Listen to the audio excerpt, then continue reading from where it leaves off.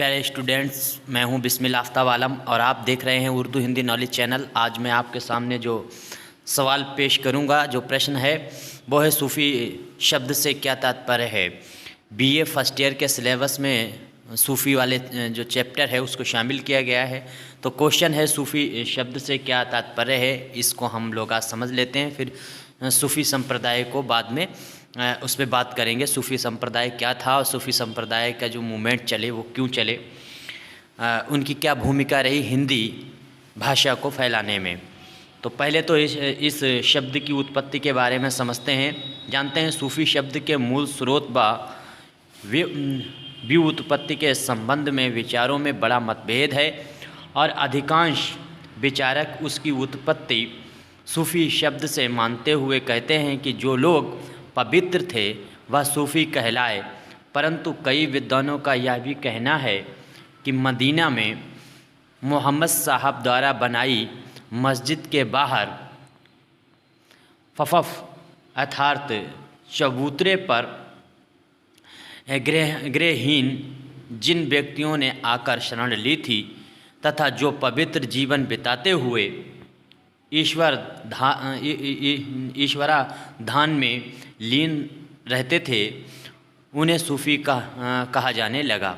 याद रखना, सूफ़ी संप्रदाय जो है वो हिंदुस्तान में इसकी परंपरा ख्वाजा मोइनुद्दीन चिश्ती से शुरू होती है और ख्वाजा मोइनुद्दीन चिश्ती जो है शहाबुद्दीन जो गौरी थे उसके साथ में आए हुए थे हिंदुस्तान में।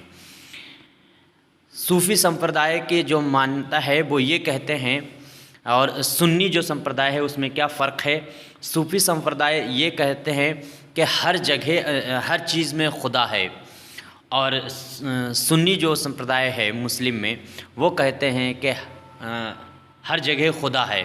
बस इतना फ़र्क है। सूफ़ी संप्रदाय कहते हैं हर चीज़ में खुदा है, हर चीज़ में खुदा का वजूद है, अक्स है, और सुन्नी संप्रदाय के लोग कहते हैं कि हर जगह खुदा मौजूद है।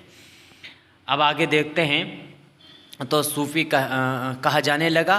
कुछ ने इसकी उत्पत्ति सफ़ अर्थात पंक्ति से मानते हुए कहा है, जो व्यक्ति निर्णय के दिन पवित्र व ईश्वर भक्त होने के कारण अन्य व्यक्तियों से पृथक पंक्ति में खड़े किए जाएंगे, उन्हें सूफ़ी कहा जाना चाहिए। और कुछ ने अरब की सूफ़ी नामक जाति से इसका विकास माना है।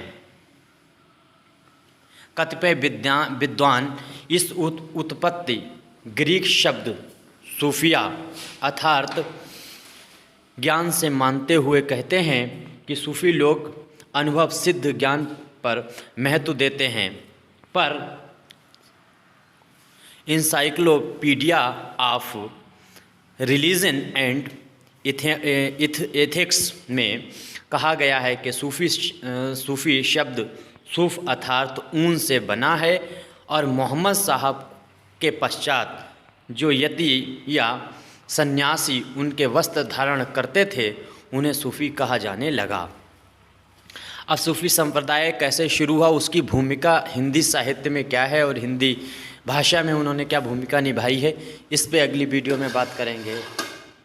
तब तक के लिए धन्यवाद।